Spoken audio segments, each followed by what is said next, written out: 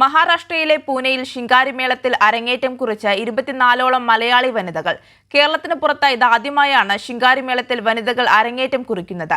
തിരക്ക് പിടിച്ച ജീവിതത്തിൽ നിന്ന് വീണുകിട്ടുന്ന സമയം പ്രയോജനപ്പെടുത്തിയാണ് കേരളത്തിലെ തനത് കലയിൽ പ്രാവീണ്യം നേടിയത്. പൂനെയിൽ സ്ത്രീകൾ രൂപം കൊടുത്ത പിംപ്രി ശബരി വനിതാ ശിങ്കാരിമേളം ഗ്രൂപ്പിന്റെ ശിങ്കാരിമേളം അരങ്ങേറ്റം ശ്രദ്ധേയമായി.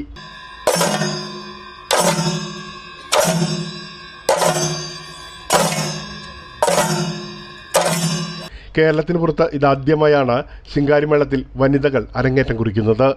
പിംപ്രി അയ്യപ്പ ക്ഷേത്രത്തിൽ നടന്ന ചടങ്ങിൽ ക്ഷേത്രം മേൽശാന്തി ഹരിഹരസുധൻ എമ്പ്രാന്തിരി പരിപാടി ഉദ്ഘാടനം ചെയ്തു. 24ഓളം കലാകാരികളാണ് ശിങ്കാരിമേളത്തിൽ അരങ്ങേറ്റം കുറിച്ചത്. കലാമണ്ഡലം പ്രകാശൻ നായരുടെ കീഴിലാണിവർ ശിങ്കാരിമേളം അഭ്യസിച്ചത്.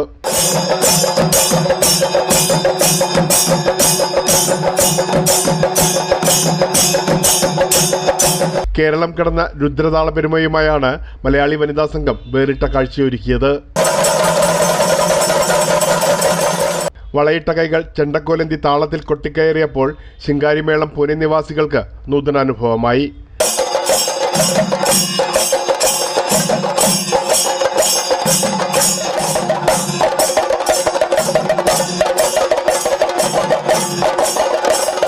അരങ്ങേറ്റത്തിൽ പങ്കെടുത്തവരെ ക്ഷേത്രം ഭാരവാഹികളുടെ നേതൃത്വത്തിൽ ആദരിച്ചു.